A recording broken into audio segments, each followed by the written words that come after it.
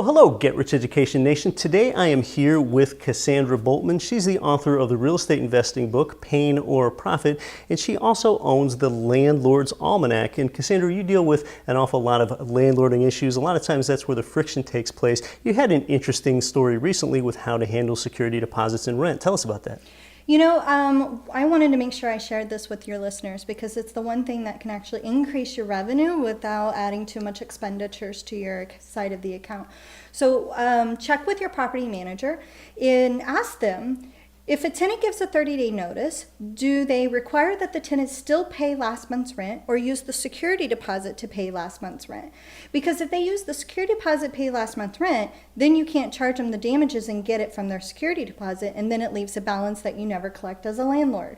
So if you flip that around and make sure your property manager charges last month's rent, actually collects last month's rent, and uses the deposit for damages, then you're going to increase your revenue. So a story we had was a guy was consulting with us. He had 50 units. When we did the math, it was around $13,000 in lost revenue on security deposit stuff over a course of a year because we couldn't charge the security deposit because it was already spent on rent.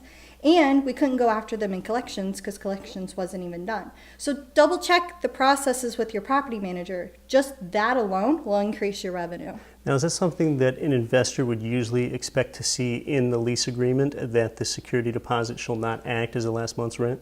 In some states, you do want to make sure that's in there or you can't actually apply it that way. So you do want to check your state and you do want to ask. Some states, it's not even a thing. Some states, it's a mandatory issue.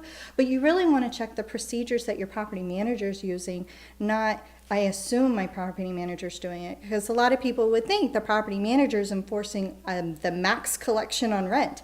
But not all of them do because they get lazy or busy or don't have enough staff or they're focused on sales and not property management. So you always want to check.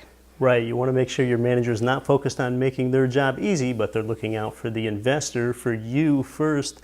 So Kassandra, how can someone learn more about you and everything that you do to help landlords? Sure. So on the book, it's actually got some fundamentals of how to manage the manager, which is what you want to focus on. And you can actually get it on Amazon, the Apple books, and it's all in the ebook version. So you can go to our website, thelandlordsalmanac.com, and reach out to us. And we have lots of our classes posted there so you can learn some more. And again, the name of the book is Pain or Profit. Kassandra, thanks so much for stopping by. Thank you, guys.